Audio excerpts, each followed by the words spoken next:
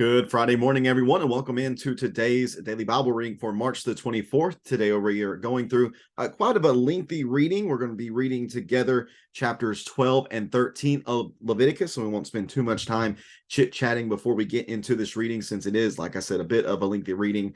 But thank you so much for taking time to read along with me today, even though this might be a text. The both of these chapters to combine might be a text that might make the let's just say the squeamish a little bit uncomfortable. So if you don't like talking about fluids and skin irritations and diseases and such, then I don't want to tell you to skip today's reading, but maybe listen to it on 2x speed if you're watching on YouTube, just so you maybe can get through it a little bit quicker. But this was just a reality. It was a reality of living under the law of Moses and the Levitical system of worship. And these issues concerning cleanness and uncleanness, purity and impurities, they mattered a whole lot. And we're going to, after we get done reading through the text, I'll talk a little bit more about why that is the case and the implications of these various conditions being present and why it is that God made them such a big deal. So let's read together here in Leviticus chapter 12 and then move into chapter 13 as well. Leviticus 12, verse number 1, Yahweh spoke to Moses, tell the Israelites, when a woman becomes pregnant and gives birth to a male child, she will be unclean 7 days, as she is during the days of her menstrual impurity. The flesh of his foreskin must be circumcised on the 8th day. She will continue in purification from her bleeding for 33 days. She must not touch any holy thing or go into the sanctuary until completing her days of purification. But if she gives birth to a female child, she will be unclean for 2 weeks, as she is during her menstrual impurity. She will continue in purification from her bleeding for 66 days, so double the time for male children. When her days of purification are complete, whether for a son or a daughter, she is to bring to the priest at the entrance to the tent of meeting a year-old male lamb for a burnt offering, and a young pigeon or turtle dove for a sin offering. She will present them before Yahweh and make atonement on her behalf. She will be cleaned from her discharge of blood. This is the law for a woman giving birth, whether to a male or female. But if she doesn't have sufficient means for a sheep, she may take two turtle doves or 2 young pigeons, one for a burnt offering and the other for a sin offering. Then the priest will make atonement on her behalf and she will be clean. Just a quick note, that's what Mary, the mother of Jesus, had to do for her, and Joseph were quite poor. You can read in Luke chapter 2 that they offered up the alternative, 2 turtle doves and 2 young pigeons. Leviticus chapter 13, verse number 1. Yahweh spoke to Moses and Aaron, when a person has a swelling, scab, or spots on the skin of his body, and it may be a serious disease on the skin of his body, he is to be brought to the priest, Aaron, or one of his sons, the priest. The priest will examine the sore on the skin of his body. If the hair in the sore has turned white and the sore appears to be deeper than the skin of his body, it is in fact a serious skin disease. After the priest examines him, he must pronounce him unclean. But if the spot on the skin of his body is white and does not appear to be deeper than the skin, and the hair in it has not turned white, the priest will quarantine the stricken person for 7 days. The priest will then re-examine him on the 7th day. If he sees that the sore remains unchanged and has not spread on the skin, the priest will quarantine him for another 7 days. The priest will examine him again on the 7th day. We'll examine him on the 7th day. Excuse me, let me find my place again. Verse number 6, the priest will examine him again on the 7th day. If the sore has faded and is not spread on the skin, the priest is to pronounce him clean. It is a scab. The person is to wash his clothes and will become clean. But if the scab spreads further on his skin after he has presented himself to the priest for his cleansing, he is to present himself again to the priest. The priest will examine him, and if the skin has spread on if the scab has spread on the skin, then the priest must pronounce him unclean. He has a serious skin disease. When a case of serious skin disease may have developed on a person, he is to be brought to the priest. The priest will examine him. If there is a white swelling on the skin that has turned the hair white, and there is a patch of raw flesh on in the swelling, It is a chronic, serious disease on the skin of his body, and the priest must pronounce him unclean. He need not quarantine him, for he is unclean. But if the skin disease breaks out all over the skin so that it covers all the skin of the stricken person from head to his feet, so far as the priest can see, the priest will look. And if the skin disease has covered his entire body, he is to pronounce the stricken person clean. Since he has turned totally white, he is clean. But whenever raw flesh appears on him, he will be unclean. And when the priest examines the raw flesh, he must pronounce him unclean. Raw flesh is unclean. This is a serious skin disease. But if the raw flesh changes and turns white, he is to go to the priest. The priest will examine him, and if the sore has turned white, the priest must pronounce the stricken person clean. He is clean. When a boil appears on the skin of somebody's body and it heals, and a white swelling or a reddish white spot develops where the boil was, the person is to present himself to the priest. The priest will make an examination, and if the spot seems to be beneath the skin and the hair in it has turned white, the priest must pronounce him unclean. It is a case of serious skin disease that has broken out in a boil. But when the priest examines it, if there is no white hair in it, and it is not beneath the skin, but is faded, the priest will quarantine him 7 days. If it spreads further on the skin, the priest must pronounce him unclean. It is, in fact, a disease. But if the spot remains where it is and does not spread, it is only the scar from the boil. The priest is to pronounce him clean.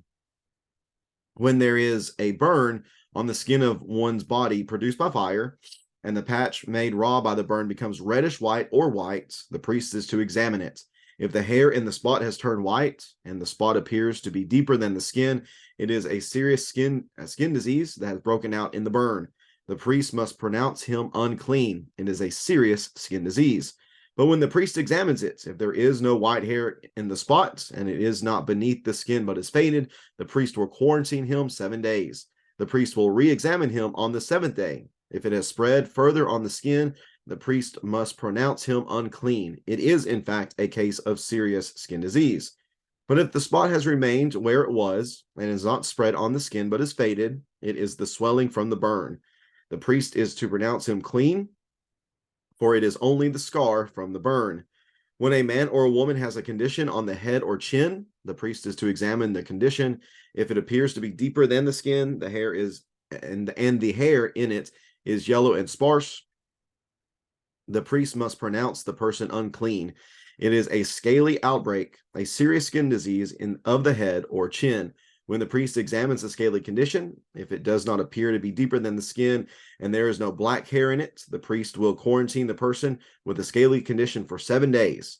The priest will re-examine the condition on the 7th day if the scaly outbreak has not spread and there is no yellow hair in it, and it does not appear to be deeper than the skin.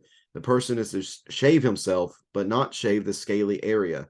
Then the priest will quarantine the person who has a scaly outbreak for another 7 days. The priest will examine the scaly outbreak on the 7th day, and if it has not spread on the skin and does not appear to be deeper than the skin, the priest is to pronounce the person clean. He is to wash his clothes, and he will be clean. But if the scaly outbreak spreads further on the skin after his cleansing, the priest is to examine the person. If the scaly outbreak has spread on the skin, the priest does not need to look for yellow hair. The person is unclean. But if, as far as he can see, the scaly outbreak remains unchanged and black hair has grown in it, then it has healed. He is clean. The priest is to pronounce the person clean. Verse 38 of Leviticus 13, when a man or a woman has white spots on the skin of the body, and the priest is to make an examination, when a man or woman has white spots on the skin of the body, the priest is to make an examination. If the spots on the skin of the body are dull white, it is only a rash that is broken out on the skin, the person is clean. If a man loses the hair on his head, he is bald, but he is clean. Or if he loses the hair at his hairline, he is bald on the forehead, but he is clean. But if there is a reddish white condition on the bald head or the forehead, it is a serious skin condition or skin disease breaking out on his head or forehead. The priest is to examine it. And if the swelling of the condition of the bald head or forehead is reddish white, like the appearance of a serious skin disease on his body, the man is afflicted with a serious skin disease. He is unclean. The priest must pronounce him unclean. The infection is on his head. The person who has a case of serious skin disease is to have his clothes torn and his hair hanging loose. He must cover his mouth and cry out, unclean, unclean. He will remain unclean as long as he has the disease. He is unclean. He must live alone in a place outside the camp.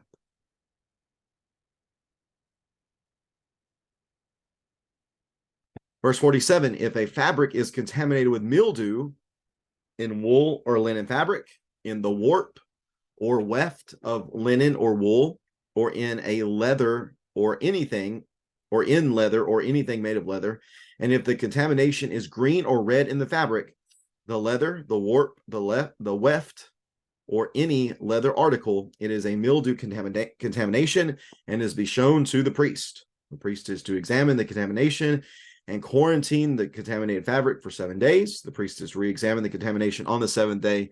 If it has spread in the fabric, the warp, the weft, or the leather, regardless of how it is used, the contamination is harmful mildew. It is unclean. He is to burn the fabric, the warp or weft, in wool or linen, or any leather article which is contaminated. Since it is harmful mildew, it must be burned. When the priest examines it, if the contamination has not spread in the fabric, the warp or weft, or any leather article, the priest is to order whatever is contaminated to be washed and quarantined for another 7 days. After it has been washed, the priest is to re-examine the contamination. If the appearance of the contaminated article has not changed, it is unclean. Even though the contamination has not spread, you must burn the fabric. It is a fungus on the front or the back of the fabric. If the priest examines it and the contamination has faded after it has been washed, he is to cut the contaminated section out of the fabric, the leather, or the warp or weft. But if it reappears in the fabric, the warp or weft, or any leather article, it is broken out again. You must burn whatever is contaminated. But if the contamination disappears from the fabric, the warp or weft, or any leather article which has been washed, it is to be washed again. It will be clean. This is the law concerning a mildew, contamination in wool or linen, fabric, warp or weft, or any leather article, in order to pronounce it clean or unclean. And that concludes our read of Leviticus chapter 12 and Leviticus chapter 13. Again, we're dealing here in this section, the section of Leviticus chapters 11 through 15, concerning the ideas of that which is pure or impure, that which is clean or unclean, or the Hebrew words, that which is tahor, or that which is tameh. These issues, they revolved around whether or not you can enter into God's presence. All of this is dealing with ritual purity. What was clean was free to participate in the rituals of the sanctuary, where the ark was, which we're talking about here is the tabernacle complex as a whole. If somebody's clean, they can enter into the tabernacle complex, into the outer courtyard, and they could participate. If they were unclean, they must wait before they can enter into the sanctuary, enter into the temple complex. They must wait for their time of purification. This is necessary because the person needed to be whole. I think that's the idea behind what we're looking at here. The person who is coming before Yahweh, coming into his presence, into the tabernacle complex, even just into the outer courtyard of the complex, had to be whole before Yahweh. This was to show, again, the holiness of Yahweh, the superiority of Yahweh, how set apart Yahweh was from everything that is broken in this world. So that's the idea that we get here for the whole idea of a woman being unclean while she, or after she has given birth, because some people would, you think about that, well, that's mean. How dare God say that a woman is sinful just because she's given birth? But again, we do not need to immediately and necessarily equate being unclean with being sinful or something being profane. It is simply a ritual condition. For the woman here, the issue really revolves around the trouble of having lost blood and other bodily fluids, because as you lose blood and as you lose fluids, this could lead to death, and death is certainly anti-God. It is incompatible with God because God is the source of life. Therefore, if you are losing blood and losing fluids, you are now unclean. You are now unwhole. You are now broken in some way. Therefore, you cannot come into the presence of God in such a condition. Therefore, you had to go through the ritual purification rites. For the woman here, it was for a son, 33 days was the length of purification. But for a daughter, it was 66 days. But why? Why is this the case? Just some suggestions for you to think about, just give you something to chew on that I have in my resource. Number one, some say that this might reflect the relative status of the sexes in ancient society, that young sons were valued more than girls. Not saying these are correct, just saying this might be some of the thinking that some have behind this. Some show that the ancients believe some believe that maybe the ancients believe that the discharge following the birth of a girl lasted longer. Again, that's just some speculation. One writer suggests the possibility of the newborn girl bleeding, hence the double bleeding problem, why it needed to take longer. Another says that because the young girl would herself in the future go through menstrual cycles, therefore she needed additional time for her and the mother to be purified. And then another one says that simply because it is two females being involved, two women, that plays into why this is longer. Again, nobody knows with certainty. Those are just some things to think about as to why there is a difference here. But the reality is that after the time of purification, once this bleeding has ceased, she is then able to go into the sanctuary again, the temple or the tabernacle complex and the temple complex again later on, and to participate again as well. It's not about the woman that has given birth being sinful or being loathsome or being profane. She is simply unwhole because of her condition that she has gone through. And therefore, after the time of purification, she can enter in once again. And I don't think at all that during this process that God looked at this woman any differently than he did before. He still saw one of his children, he still saw a daughter, one belonging to the covenant family of Israel. It was simply that she could not participate in the rituals of the tabernacle during this time. And that leads into chapter 13, which is talking about the skin diseases. And again, this is lacking wholeness, which demands absence from the sanctuary. They could not come into the tabernacle complex while in this condition. The issues here center around purity and holiness. Verses 2-8 talk about the minor issues that could be found on a person. 9-17, the chronic disorders, and there's a number of different modern diseases that we have names for that people speculate could be at play here within this particular text. Let me see. Some mention various diseases such as psoriasis, eczema, leprosy is a word that's used in some older translations, and it's kind of used as at least whenever we think of leprosy, we think of the Hansen's disease that, oddly enough, the armadillos carry. It's a funny TV show one time where this couple had both got leprosy, and they both thought they were being unfaithful to one another, but ended up being a completely different thing, and it had to do with armadillos, but that's neither here nor there. Armadillos carry Hansen's disease. I don't think the leprosy that's mentioned here is specifically talking about Hansen's disease. I think it could be a catch-all phrase for a number of various skin diseases. Again, those could be chronic diseases that are mentioned in verses 9-17. There's diseases within scars, verses 18-23. There's burns, 24-28. There is scalp issues with a fungi that might grow there, 29-37. There's some false alarms in 38-39. There's baldness in 40-41. And of course, somebody just going bald would not make them unclean. They understand that that's just a part of reality. That's not them being less than whole. It's just the way their body is at that time. And then beginning in in verse 47 has the issues concerning fabrics and mildew and stuff. But with all of these, the issue is that in order to come into Yahweh's presence, in order to be in the tabernacle complex where the ark is, where God's presence dwelt, you had to be whole. You had to be clean. You could not come in with something that was against the nature of Yahweh. Again, I don't believe in this case that this made these people again less than. I don't believe that God thought of them less. The issues here, I do not, again, I very strongly believe, do not equate with sin. It's not about sin here. It's simply about lacking wholeness, lacking purity, lacking cleanliness within one's body. And that is the issue at hand.